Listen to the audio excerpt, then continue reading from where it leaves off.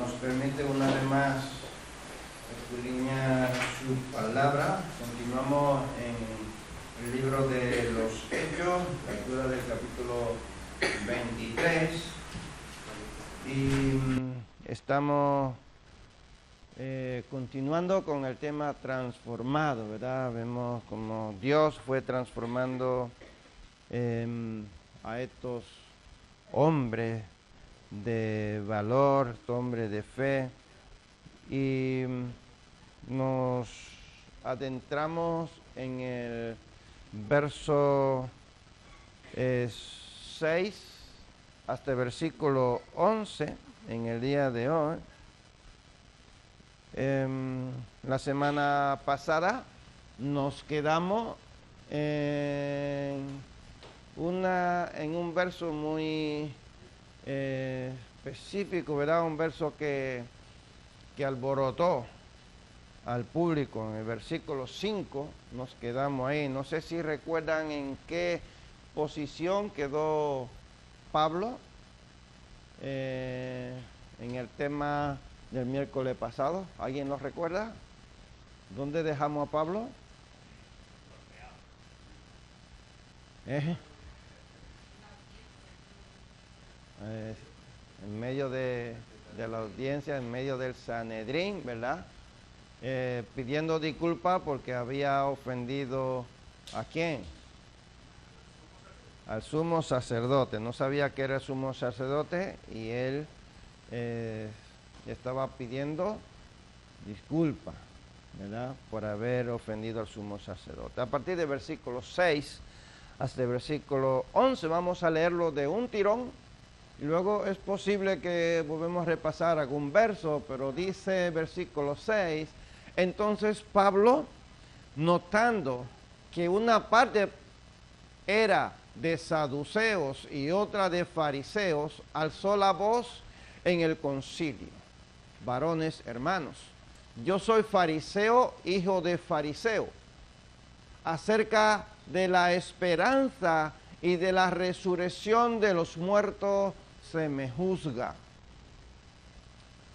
Cuando dijo esto, se produjo disensión entre los fariseos y los saduceos, y la asamblea se dividió, porque los saduceos dicen que no hay resurrección, ni ángel, ni espíritu, pero los fariseos afirman estas cosas. Y hubo un gran vocerío, y levantándose los escribas de la parte de los fariseos, contendían diciendo, ningún mal hallamos en este hombre, que si un espíritu le ha hablado, o un ángel, no recitamos a Dios. Y habiendo grande disensión, el tribuno, teniendo temor de que Pablo fuese despedazado por ellos, mandó que bajasen soldados y le arrebatasen de en medio de ellos y le llevasen a la fortaleza. Versículo 11. Y a la noche siguiente se le presentó el Señor y le dijo, ten ánimo, Pablo, pues como has testificado de mí en Jerusalén, así es necesario que testifiques también en Roma. Amén. Bueno, pues como hemos visto en estos versos, como antes empezaba diciendo que la semana pasada dejamos a Pablo ante el Sanedrín, antes de empezar analizaremos los personajes de hoy. Estos personajes que encontramos aquí son varios grupos, ¿verdad? Varios grupos. Encontramos los escribas, fariseos y saduceos, ¿cierto? Tenemos tres grupos aquí de los que componían el Sanedrín. Vale. Vamos a ver cada uno de ellos cuál era su creencia. Los escribas eran hombres sabios cuyo compromiso era estudiar la ley, transcribirla y escribir comentarios de la misma. Un ejemplo, Esdras era un hombre en el Antiguo Testamento que él estudiaba la ley y la escribía. De hecho, hubo un rey que le ordenó que escribiera los escritos que habían para que lo que estuvieran fuera de Jerusalén, aquellos que se habían criado con otros idiomas, también pudieran leer la ley. O sea, el libro de Primera de Crónica, Segunda de Crónica, fue escrito por Esdras. Y podemos observar que en los primeros capítulos de Primera de Crónica encontramos la genealogía del pueblo de Israel. Y él lo hizo así para que el pueblo de Israel supiera de dónde venían, cuál era el origen de cada uno de ellos, a qué tribu pertenecían cada uno de ellos. Bueno, eso le explico esto para que vean más o menos la responsabilidad que tenían los escribas. En el Nuevo Testamento también encontramos algunos que se llaman amanuenses, ¿verdad? O escribas. Los saduceos y los fariseos eran líderes religiosos con diferencias notables en sus creencias. Los fariseos, vemos ahí en esta foto, ¿ven las diferencias de ropa? ¿Cierto? Se puede observar su vestuario. Los fariseos eran un poco más corrientes, más normales, personas de la sociedad, pero que eran personas más normales. Sin embargo, los saduceos eran personas que ya ve cómo se vestían, eran un poco más formales, más de la ley, más centrados. Solamente mirar su vestido, podemos observar ahí su influencia. Tanto los fariseos como los saduceos eran sectas religiosas dentro del judaísmo. Ambos grupos honraron a Moisés y a la ley, y ambos tenían una medida de poder político. Entre ellos había cierta rivalidad. O sea, no crean que ellos iban en una misma dirección de creencia, en adorar a Dios y en el respeto a la ley. Ahora vamos a ver su creencia. Los fariseos creían en la resurrección corporal, es decir, sostenían que el alma no perecía al morir. Creían en la recompensa y castigo correctos para los individuos. Estos eran los fariseos, lo que eran del pueblo, lo que eran más normales. Vale.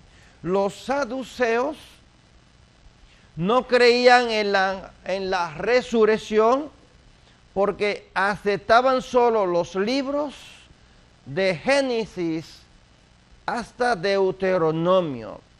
que no contienen una enseñanza explícita acerca de la resurrección. Estos 5 libros eran los únicos libros que esta secta o este grupo religioso aceptaba. Entonces tenemos los fariseos que creían en ¿qué?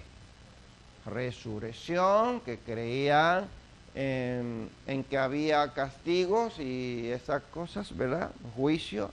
Sin embargo, el otro grupo de los saduceos solo creían en la ley. David. ¿En qué sentido tenía para los saduceos creer en eso? Para los saduceos creen que solamente en esos 5 libros. Sí, bueno, para ellos, para cualquiera, ¿qué sentido tiene? Porque si yo creo en un Dios que luego no pasa nada, pues lo mismo que Pues, pues porque el sentido de ello era la ley dada por Dios, el Pentateuco, los libros que ellos reconocían que eran escritos por Moisés. sí, pero me refiero a que le aportaba eso, porque yo puedo obedecer a un Dios que no me va a hacer nada.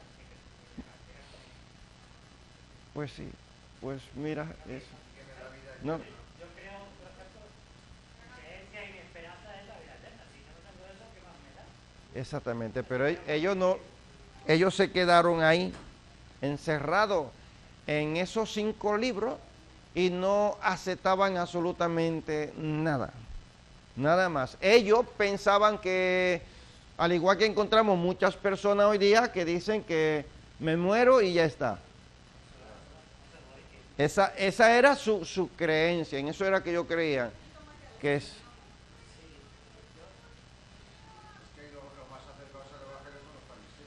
Sí, los fariseos. En ese sentido intentaría vivir lo mejor posible. O sea, Sí, bueno, pues mira, como mucha gente dice, bueno, pues mientras que yo viva tengo que disfrutar, ¿cierto? Y ahí estaban encerrados los saduceos en esa creencia, Jacob.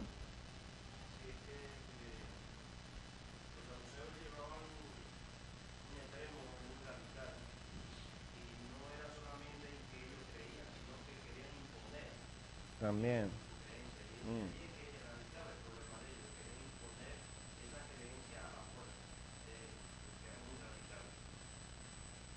Exactamente.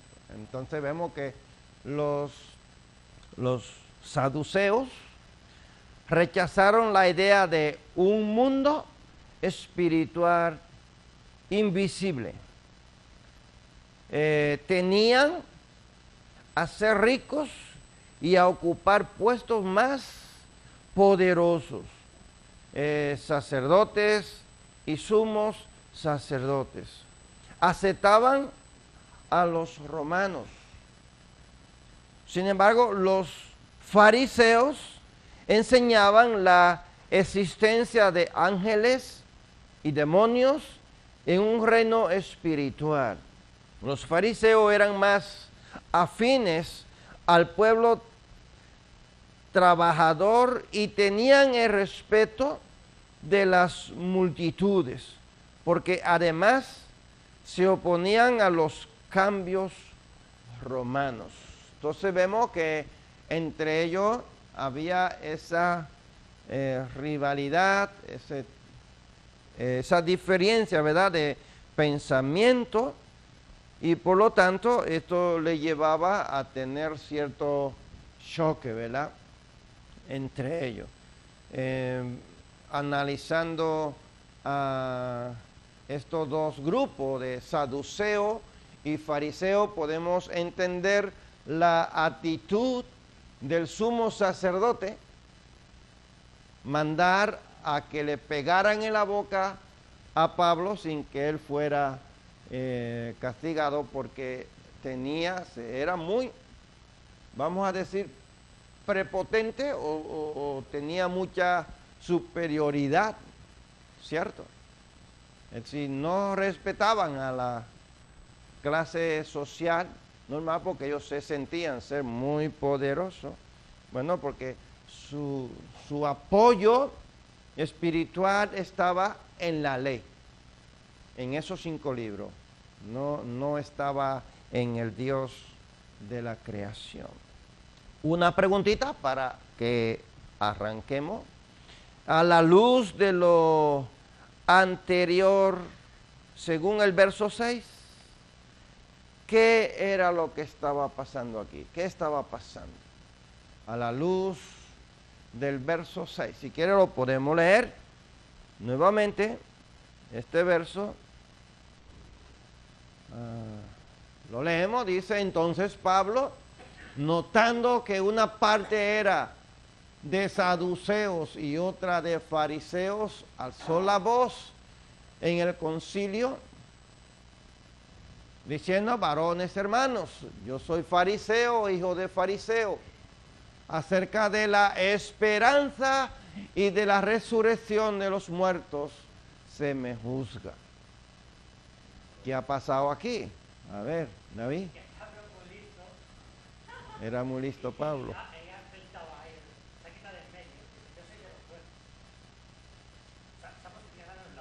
En un lado.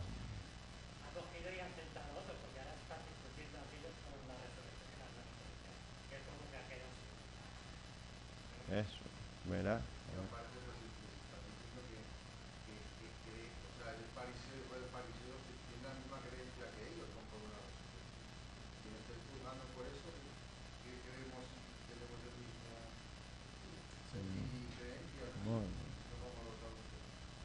Pues, ¿qué más? ¿Jacob?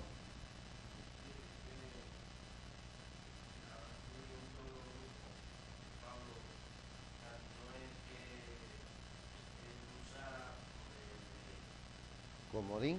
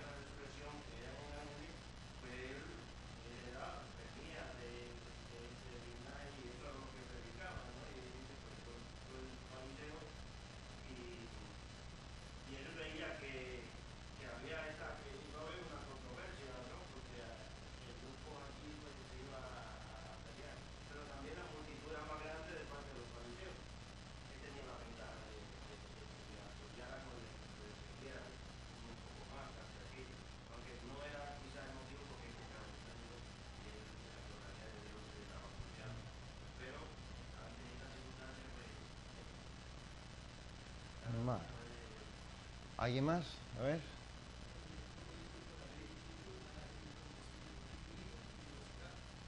Bueno.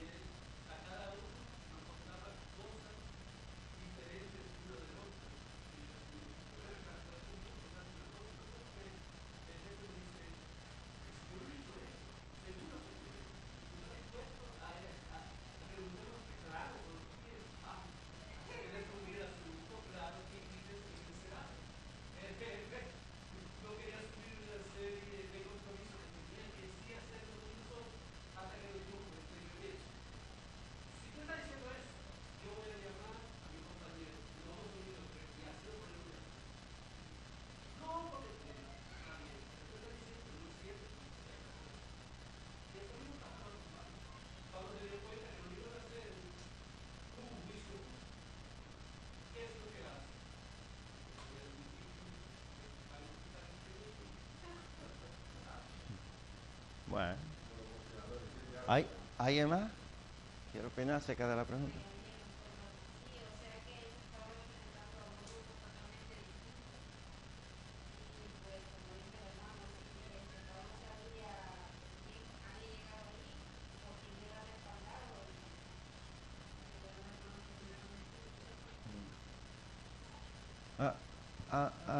¿Sabe lo que es tomar una decisión en medio de un problema gordo?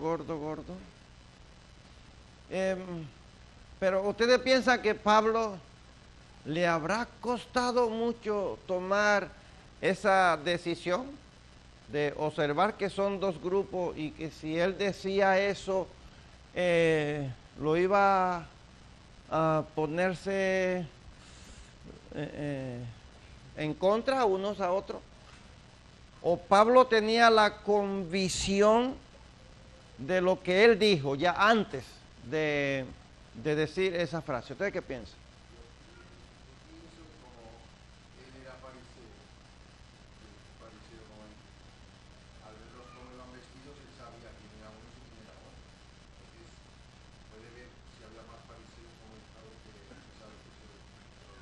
Sí, pero la pregunta es, ¿Pablo lo hace adrede para que ellos se confronten?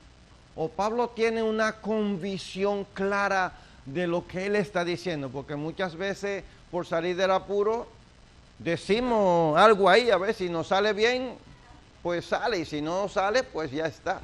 Está David y luego Jesulín.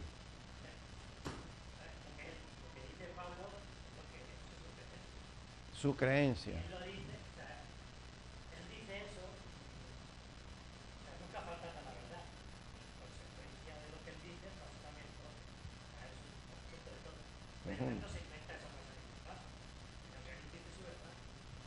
Muy bien, Jesulín.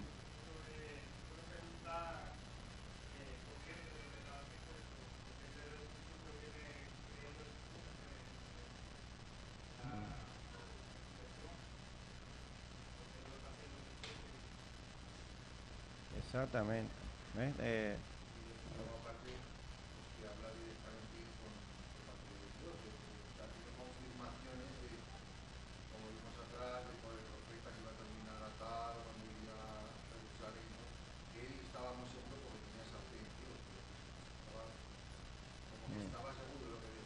Eso es. Bueno, entonces, Pablo lo que está intentando en establecer la verdad de la resurrección. Pues en última instancia, esa verdad determina el propósito de su ministerio y la salvación del mundo. O sea, él tiene esa creencia en él. Él no le sale así, sino que lo que en ese momento él está diciendo, eso es lo que él tiene en su corazón. No es por salir del apuro, no es porque él se da cuenta que hay dos grupos y dice, pues ahora lo voy a poner a que se peleen entre ellos. No, él está convencido que en quién él ha creído, está convencido en Jesús. Bueno, él expresa lo que él dice. Bueno, a mí se me juzga por causa de la resurrección de Jesucristo de los muertos.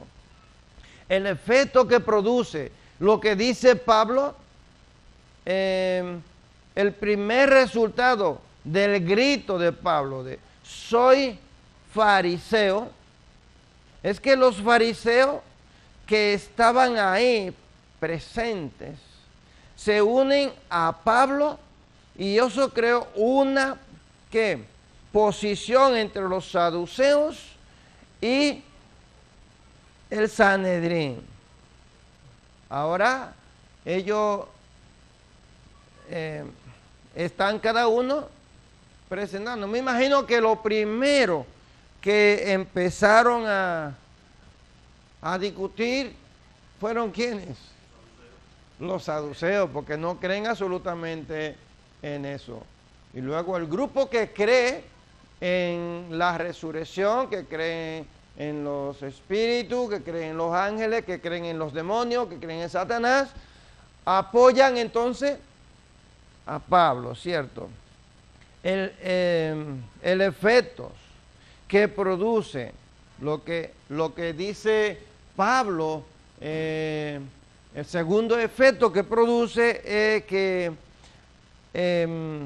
Claudio Lisias, el representante romano o el tribuno, como se llama, reconoce que lo que se le acusa es meramente un tema sobre el que los propios judíos estaban divididos. Bueno, si entre ellos y entre los propios judíos están divididos por lo que se le acusa a Pablo, entonces imagínate cuál sería el ejemplo. No podemos pensar muchas cosas, ¿verdad?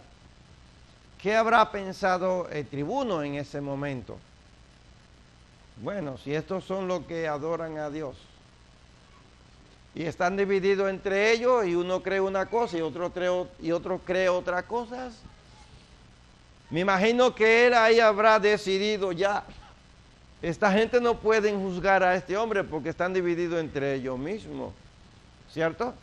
Dice la Escritura que un reino dividido entre sí no prevalece, caerá, ¿verdad?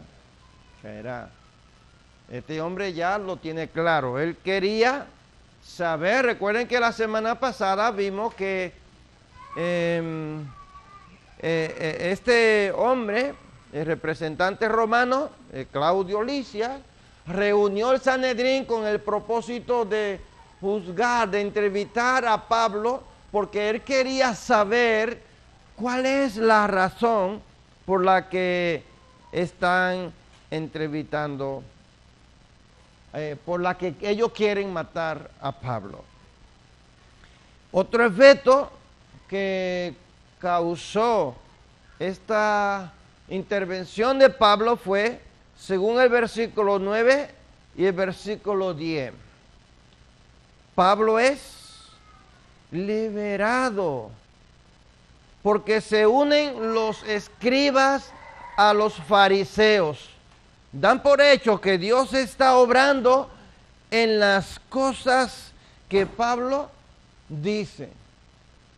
Bueno, Pablo está testificando algo más de lo que él le había dicho cuando estaba en la grada. ¿Recuerdan el discurso de Pablo cuando ellos le mandaron a callar y le dijeron, oye, ya dale muerte a este hombre, no queremos que seguir escuchándole?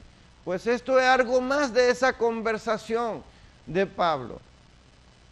El Claudio quiere saber la razón por la que ellos quieren darle muerte, y ahora Pablo ha testificado por qué a él se le está juzgando, ¿cierto? Bueno, pues ya este hombre ya tiene más o menos claro lo que él andaba buscando, lo que él quería saber, por cuál era la razón que querían matarle.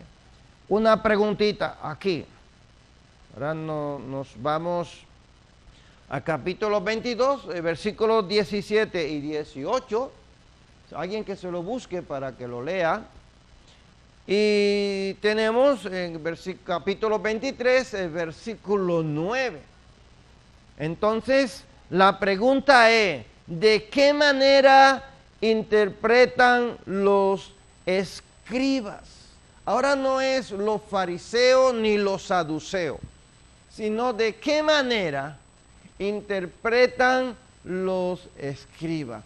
Nos vamos a Hechos capítulo 22, versos 17 y 18, si alguien lo tiene o lo leo aquí en la pantalla. Dice el versículo 17 de capítulo 22, y me aconteció vuelto a Jerusalén, que orando en el templo me sobrevino un éxtasis, y le vi que me decía, date prisa y sal prontamente de Jerusalén, porque no recibirán tu testimonio acerca de mí. Capítulo 23, versículo 10, versículo 9. Dice lo siguiente, Pablo aquí, dice, y hubo un gran vocerío. O sea, Lucas está expresando aquí cuando escribió el libro de los Hechos, dice, hubo un gran vocerío y levantándose los escribas de la parte de los fariseos, contendían diciendo, ningún mal hallamos en este hombre, que si un espíritu le ha hablado o un ángel, no resistamos a Dios. La pregunta es, ¿de qué manera interpretan los escribas este tema?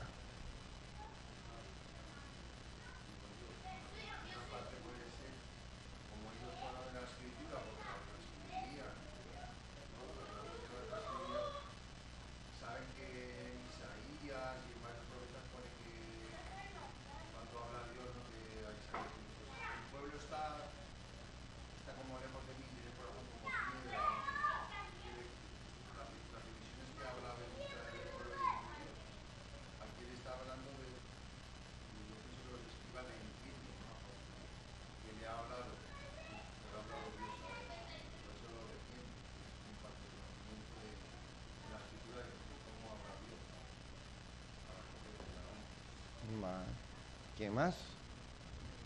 ¿Alguien más? ¿Sacó?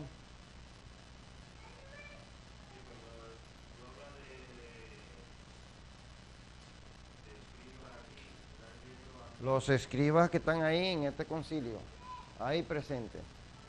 Recuerden que el capítulo 22, lo que Pablo está diciendo, esa visión que tuvo en el templo, Pablo estaba en la escalera que bajaban de la fortaleza al templo, al patio.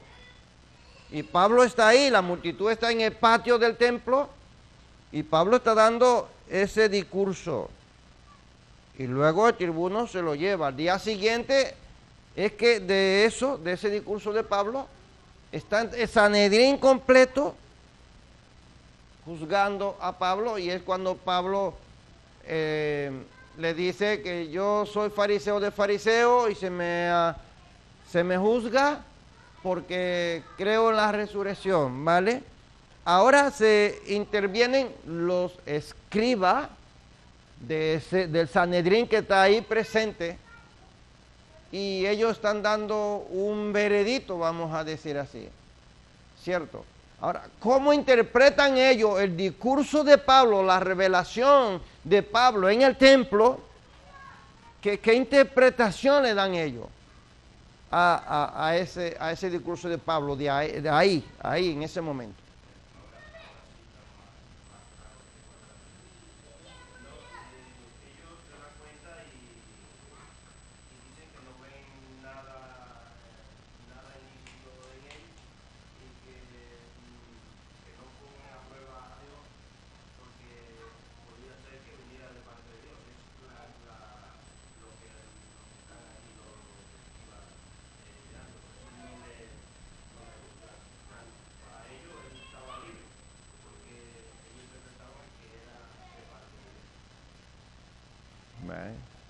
¿Alguien más?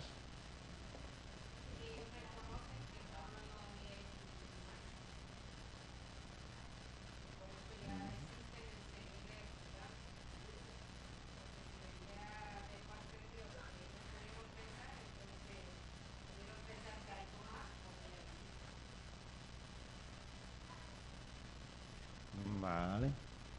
¿Están todos de acuerdo? ¿Sí?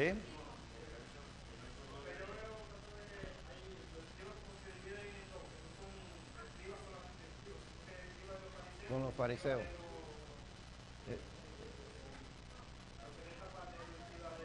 Los escribas, no, los escribas están todos a favor de los de los fariseos, no de los saduceos.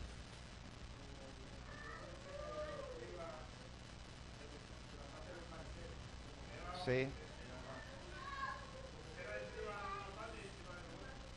Sería, pues,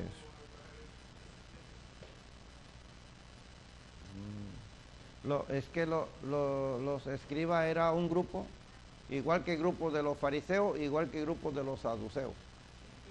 Los escribas, todos eran un grupo que se dedicaban a estudiar las escrituras y a escribirlas.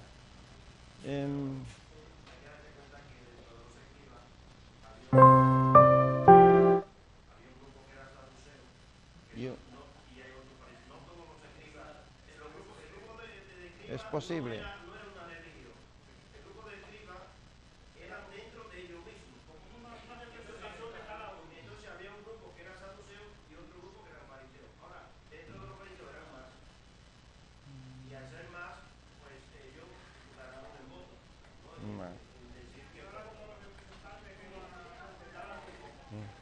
Vamos a dejar a Samuel y luego a Ada.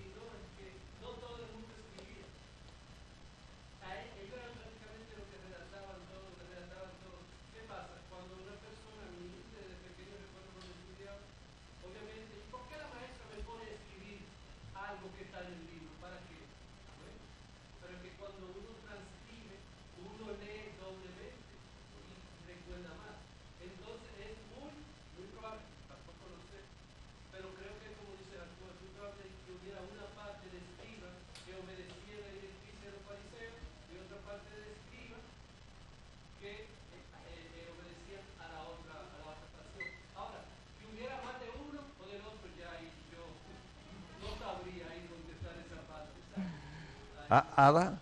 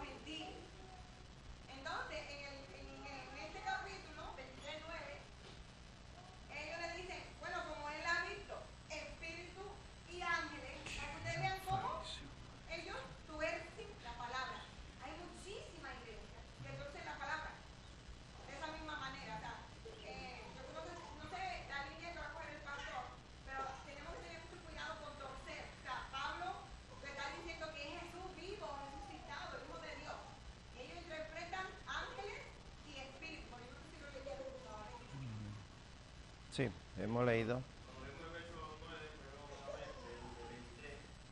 ¿Qué versión tiene? Reina Valera, ¿no? Vale. Y hubo un gran vocerío, y levantándose los escribas de la parte de los fariseos, aquí quiere decir que hay dos partes, contendían diciendo: ningún mal hallamos en este hombre, que si un espíritu le habla, o un ángel, no resistamos a Dios, que él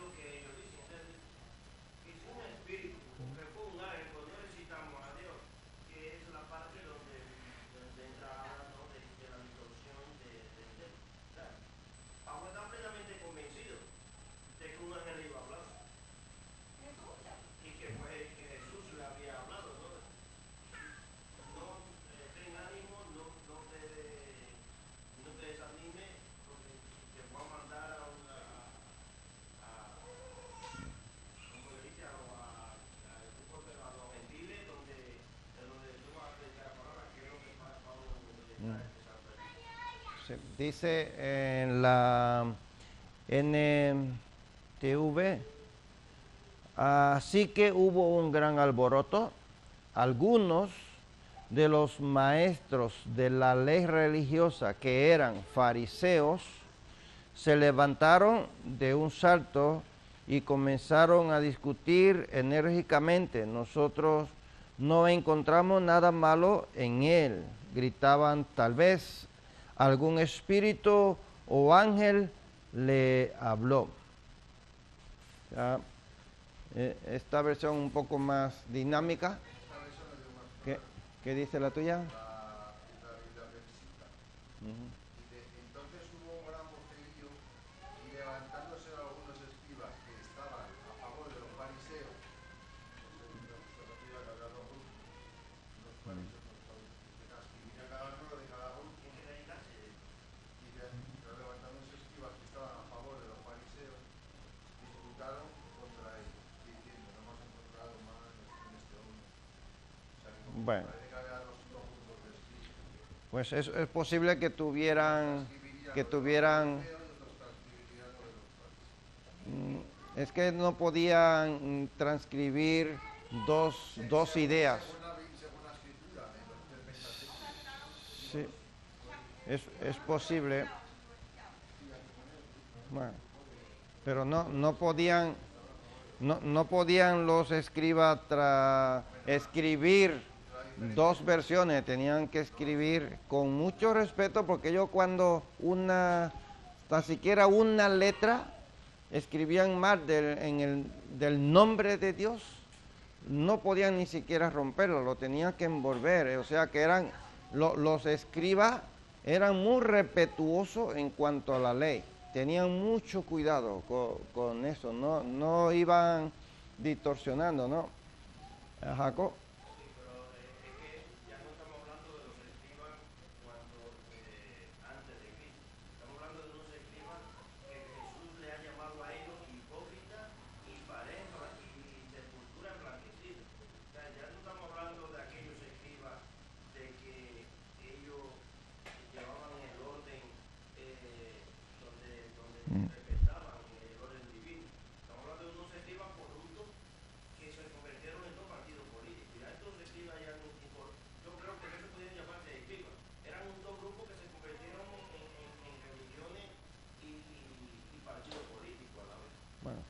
Si analiza el Nuevo Testamento, con el grupo que Jesús tiene choque es con los saduceos.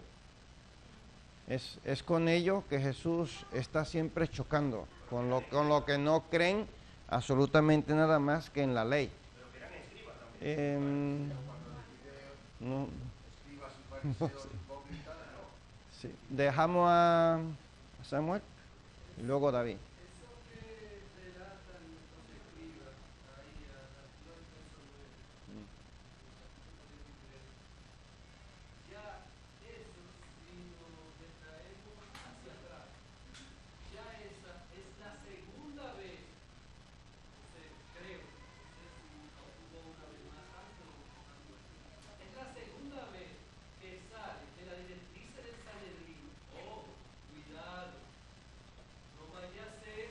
Sí, luchando. Hechos. Sí. Gamaliel, cuando apresaron a Pedro y a Juan. Capítulo 8 de Hechos.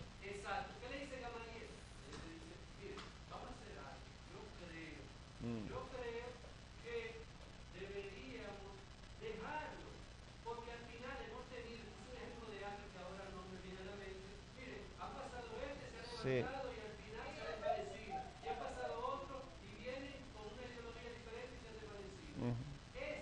Probablemente puede hacer lo mismo, a no ser que en verdad estemos peleando con el mismo Dios. O sea, que Gamaliel se lo había dicho una vez, ya aquí vuelve y se repite una vez. O sea, que no es la primera vez que ellos toman ellos hacen esa serie de afirmaciones, cuestión de que, quién sabe,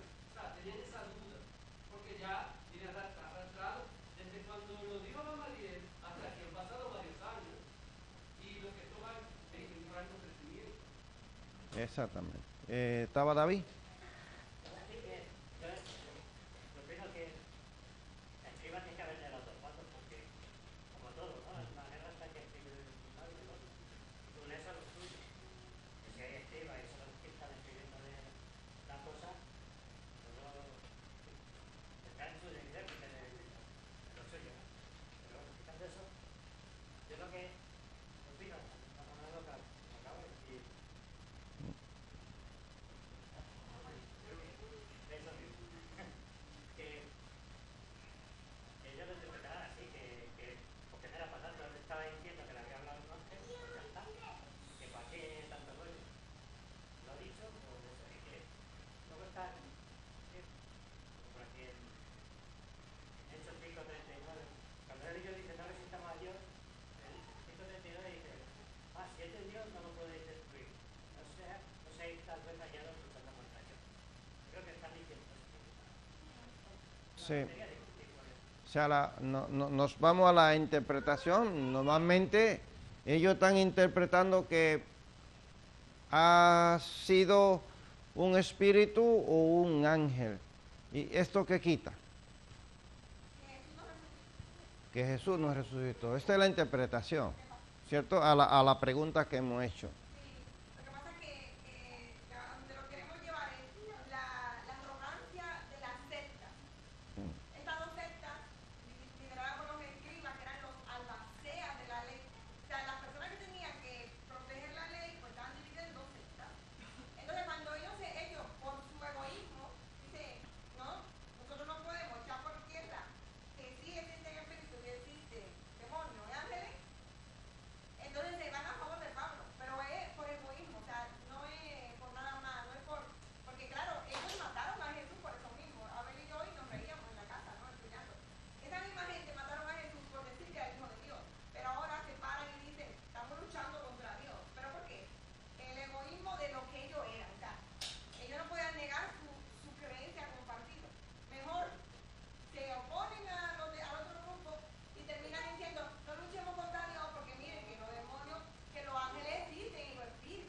Y así de duro, vemos muchas ideologías LGTBI, de lesbiana, de gay, y en un momento van a apoyar a las iglesias por no dejar caer en tierra lo que ellos son, y es lo que está pasando ahora. Así es. Bueno, ven.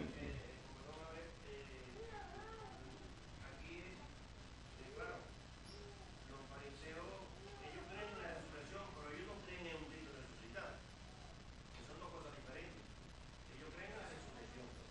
No aceptan. Bueno. Y ellos, pues, aquí se van a favor de Pablo por llevarle la contraria a este egoísmo que llevaba. Pero ninguno de los dos creían en un Cristo resucitado. Sí. Entonces la pregunta es, ¿de qué manera interpretan los escribas el discurso de Pedro, la visión que tiene en el templo, hacía 20 años atrás, a lo que está sucediendo en ese momento cuando Pablo dice, a mí se me juzga porque yo creo en la resurrección?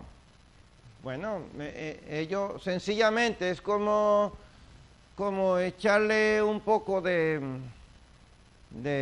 ceniza por encima a las brasas, vamos a decir, un poco de tierra encima a la brasa, ¿no? Apagar un poco el fuego, porque ellos mismos han pagado a los soldados que estaban custodiando la sepultura de Jesús para que digan que no resucitó,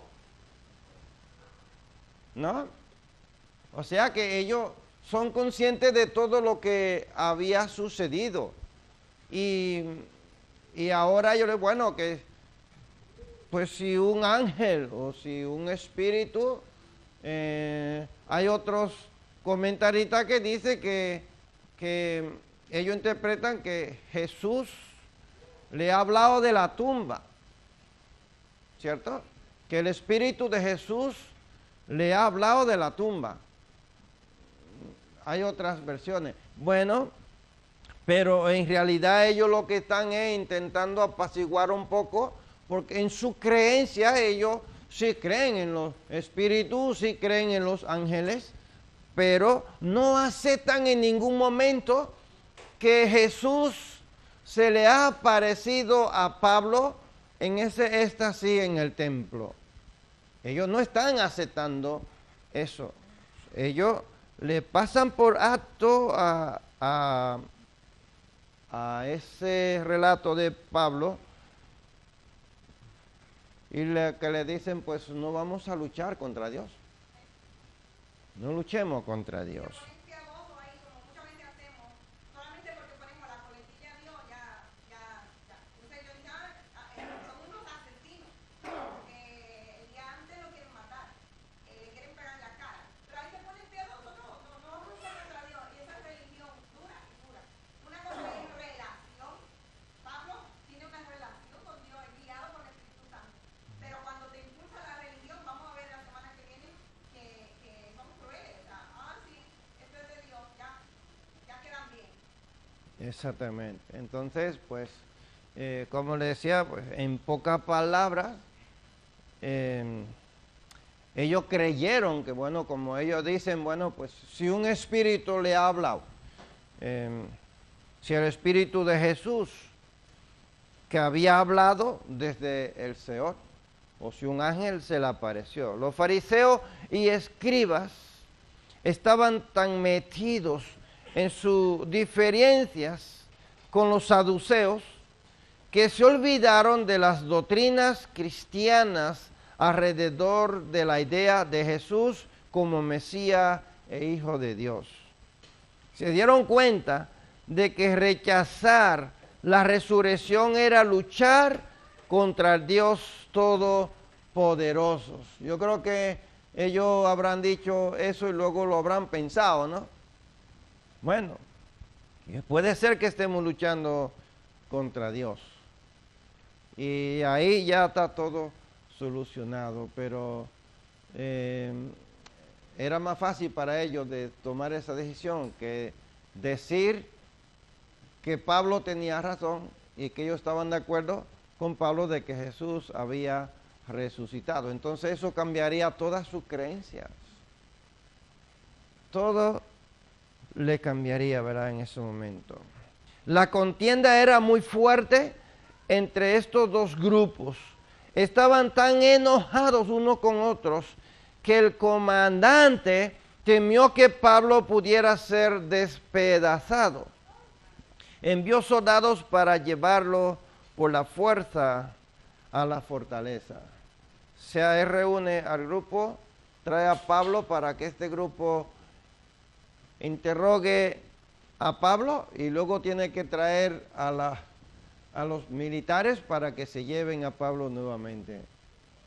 ¿Cuántas veces va que lo libra del grupo? 2 veces, ¿cierto? Uno cuando sacaron a Pablo del templo y él se lo quita y permite que Pablo de la escalera se dirija al grupo. Ahora reúne el Sanedrín y ahora tiene que librarlos del Sanedrín, ¿cierto? Tremendo, ¿verdad? ¿No? Lo que estaba pasando aquí con Pablo. Tenemos otra pregunta aquí. Escuchen bien. ¿Qué debe haber pensado este romano Claudio, que era el comandante de los adoradores de Jehová, cuando vio esta asamblea de sumos sacerdotes, escribas de Israel, olvidados de lo que llegó a ser carácter sagrado, intentando despedazar a Pablo, a un hombre que predica al mismo Dios que ellos creen? ¿Qué usted piensa que habrá pensado? Póngase en el papel de este jefe romano. ¿Qué habrá pensado?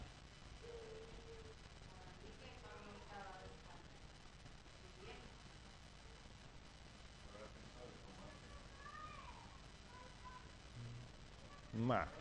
¿Qué más? Allá.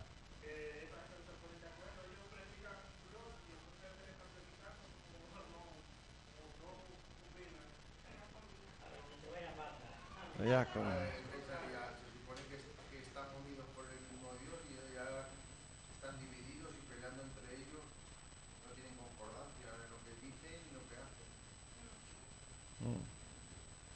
Es tremendo, ¿eh? Oh, no. A ver, Jacob. Yo lo veo como que se dio una manera tan, no sé cómo expresarla, pero es que él diría que es un asunto de creencia y nada más, que era lo que él veía.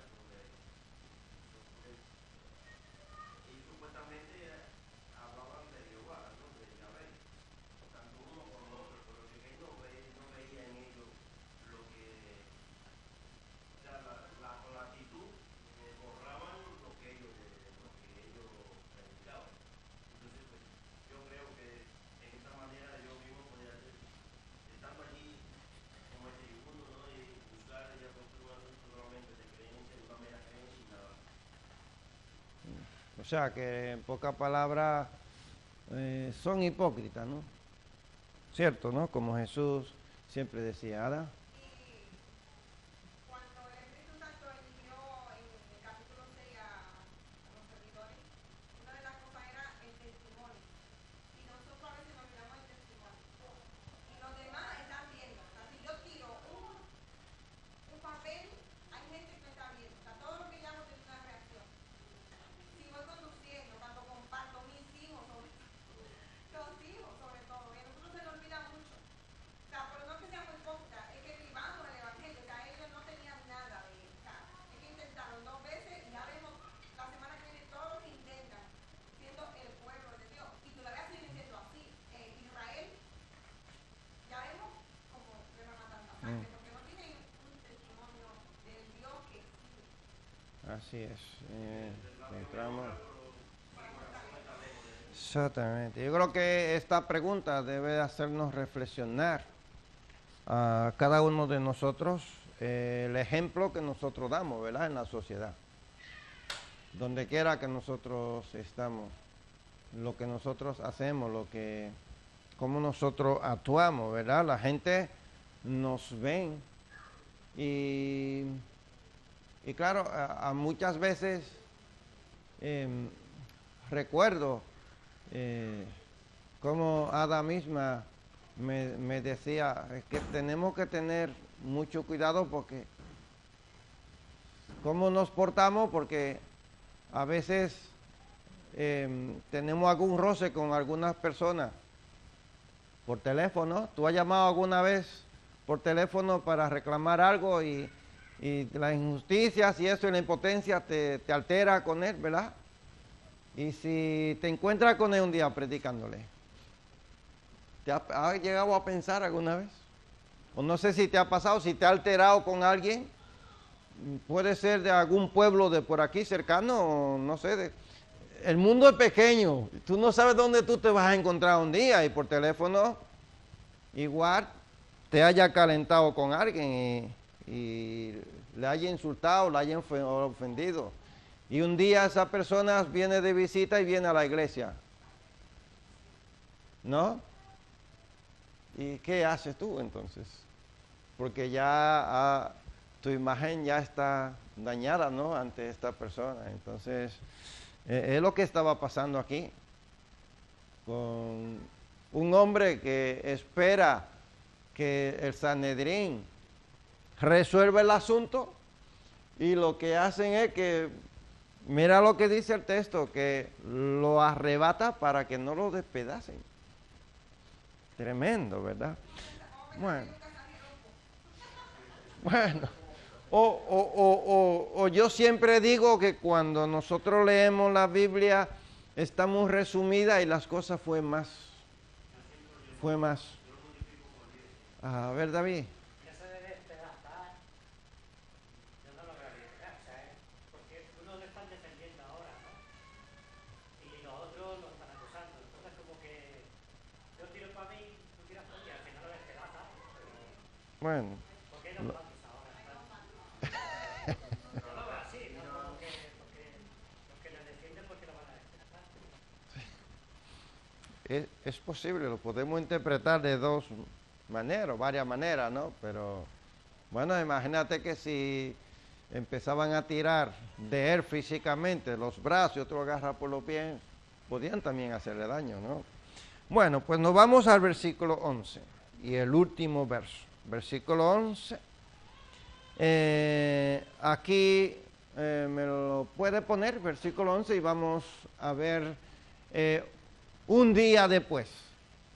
Pasa un día y la noche siguiente, dice, a la noche siguiente se le presentó el Señor y le dijo: ten ánimo, Pablo, pues como has testificado de mí en Jerusalén, así es necesario que testifiques también en Roma. Bueno, entonces encontramos una promesa personal aquí.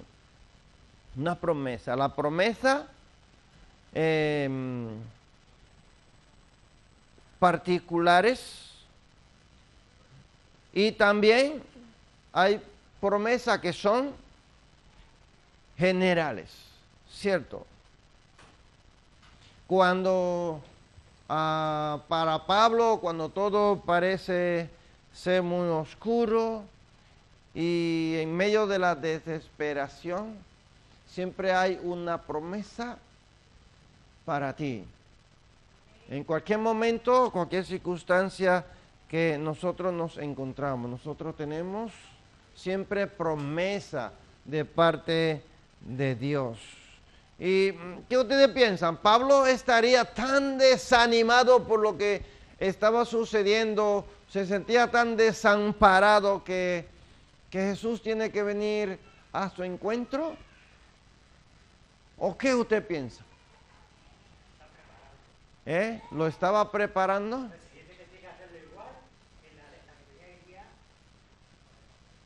Lo está preparando, dice el hermano David. ¿Están de acuerdo? Le está dándole ánimo para que siga predicando. ¿O qué? ¿Qué piensan ustedes?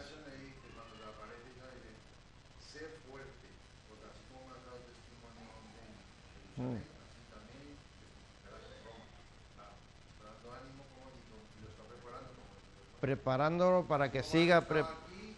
Va a ser igual, va a decir lo mismo que va a recibir.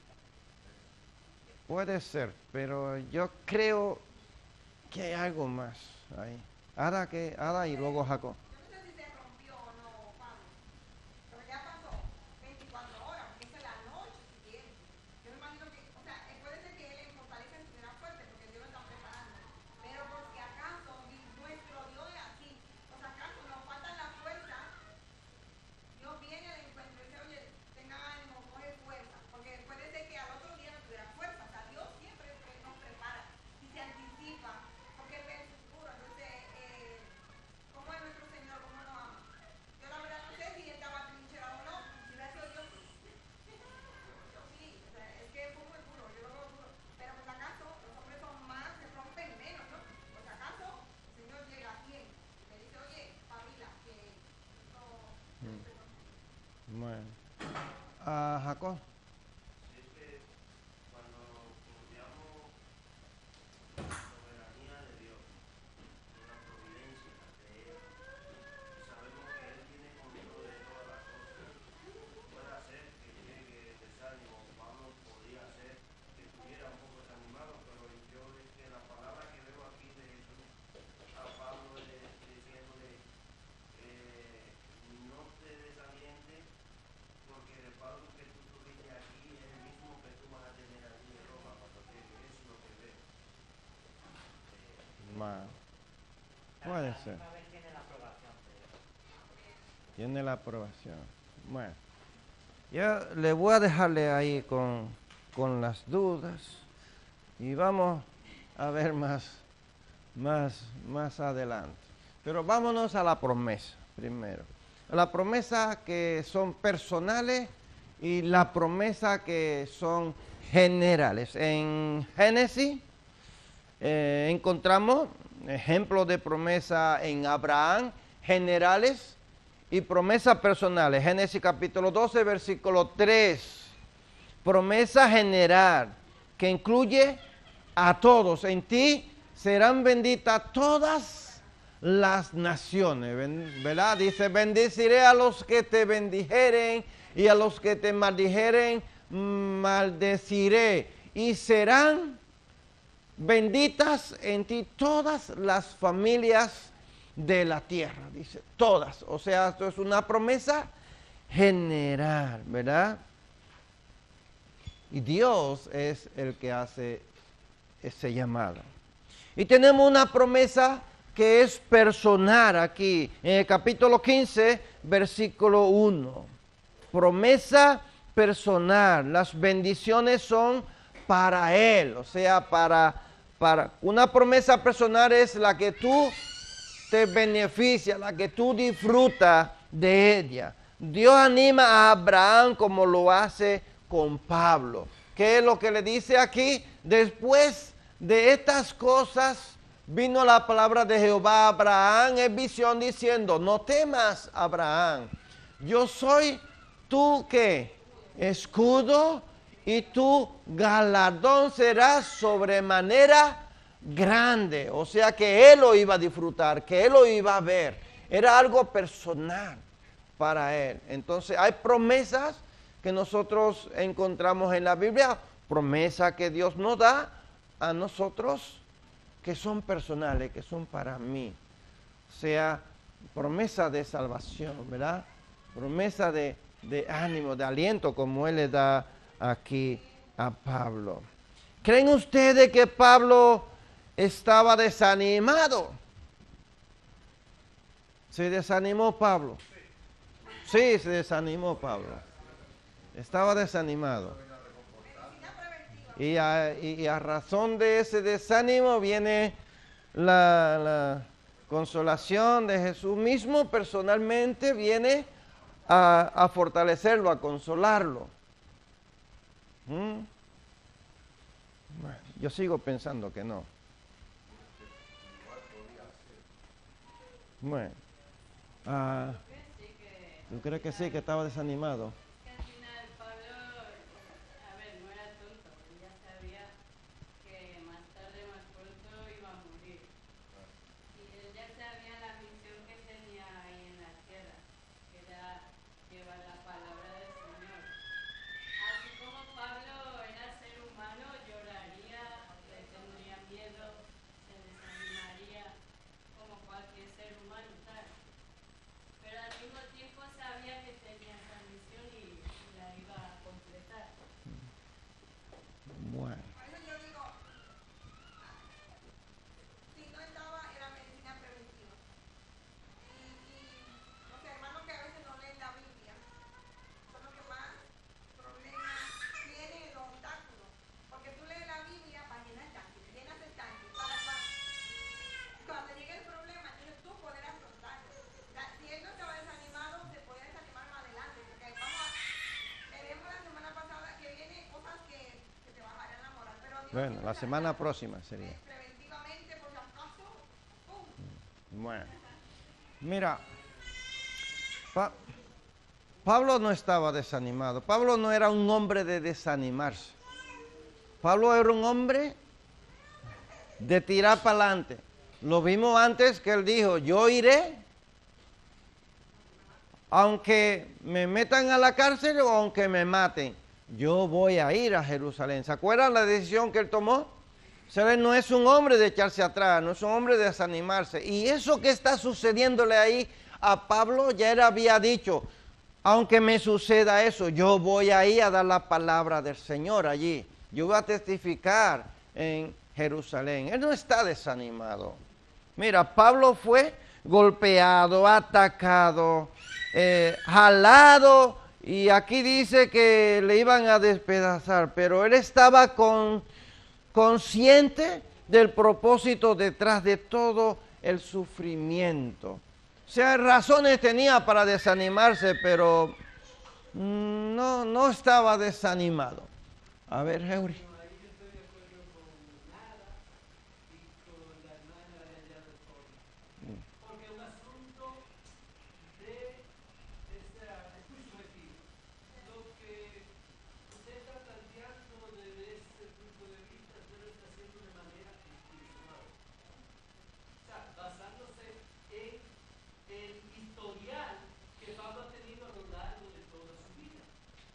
Ahora bien, nosotros todos que hemos visto personas que durante el trayecto de toda su vida han mantenido un comportamiento y una forma de vivirse y de presentarse ante la sociedad siempre igual, y hay un momento de inflexión en su vida. Porque ella lo está diciendo, y ella lo está diciendo desde el punto de vista humano, que es válido. Porque ¿por qué tiene que exactamente ahí el Espíritu Santo darle algo? ¿Por qué? Por el Porque el versículo. ser humano tiene inflexiones, y eso sí lo sabe el Espíritu Santo, porque él escudriña nuestros corazones. Y Pablo, humanamente, en la carne, es muy, pero muy probable que si no estaba desanimado, estaba pre-desanimado. Y ahí llega la medicina preventiva, como dice Ana. O sea, pero esas son posiciones que son sugestiones. Hay gente que ve, desde el patrón lo ve desde un ángulo, habla de ella, yo de otro, y así. Porque Y la hermana de no otro. hay un versículo aquí que dice que él estaba en ese momento desanimado o Bueno. animado, ¿sabes? Porque es un ser humano. Ah, sí, bueno. Ya vamos a Jacob. Dejo. Va. Ujú. Jacob, que ya el tiempo se me fue. Jacob. Hombre, es que el verso lo dice claro. Entonces aparece una noche después y le dice ten ánimo. O sea, esta palabra ten ánimo pues nos da a entender a nosotros de que era una persona que si no contenía era posible que pudiera desfallecer. ¿Por qué? Porque estaba en una carne, no estaba en un cuerpo celestial, estaba en un cuerpo humano. Y si lo dijo Jesús así, que lo conoce todo, yo creo que por algo es. Yo, a final, déjeme terminar esto y le voy a dar mi razón por la cual yo creo que él no estaba desanimado. Y luego ustedes ya pensarán toda la semana y el miércoles entonces ya lo vemos. Y el próximo miércoles lo vemos, ¿vale? Bueno, ten ánimo. Lo opuesto a ánimo es desánimo. El desánimo es el sentimiento de desesperación ante los obstáculos. Y vuelvo a pensar que Pablo no estaba desesperado. ¿Qué aprendes de este verso? Bueno, aprendemos que Jesús era suficiente para mantenerlo a salvo y ver que Pablo cumpla su misión. Segundo, Jesús se acerca, pues es un Dios cercano. Se le presenta a Pablo. O sea, Él es cercano, nosotros nos acercamos a Él, Él se acerca a nosotros. Jesús sabe todo lo que ha hecho Pablo, has testificado ya y sabe lo que hará. Irá a Roma, ¿verdad?, a testificar. Los planes de Dios siempre se cumplen. Y para nosotros hoy, que podemos aplicarnos, el cristiano puede tener ánimo incluso cuando todo va mal, pues sabe que Dios es poderoso y maravilloso sin importar cuál sea la crisis presente. También es para ti, para mí, el mensaje: no desmayes, ten ánimo, ¿verdad? Tenemos que tener ánimo. Bueno, pues mi punto de vista, ¿por qué Pablo no está desanimado? ¿Por qué Pablo no necesita aliento en ese momento? Es porque el versículo 12, el versículo 12 da un enfoque a la aparición de Jesús a Pablo esa noche. ¿Me lo pone el versículo 12? Y el miércoles lo vamos a ver, lo vamos a desarrollar. Es tremendo lo que le va a pasar a Pablo. O sea, lo que Pablo le había pasado en el templo, lo que le está pasando en el Sanedrín, No tiene comparación con la aflicción que Pablo va a pasar ahora con un grupo de 24 hombres que se habían juramentado bajo ayuno, no comer absolutamente nada hasta darle muerte a Pablo sí o sí. Por esa razón Jesús se le aparece esa noche a decirle a Pablo, ten ánimo, por lo que vas a venir, por lo que vas a venir. Por eso yo digo que Pablo no estaba desanimado, sino que la visión de Jesús, presentársele en ese momento es para que él se prepare para lo que va a venir. En el versículo 12. Que Ramón no quiere hablar. Nunca se ha oído eso. Él tiene ánimo, lo que pasa es que le está dando más ánimo. Más ánimo. Eso es, Ramón, así. Bueno, que Dios te bendiga, que Dios te guarde. Nos hemos ido de tiempo, ya le pido disculpas. Pero, bueno.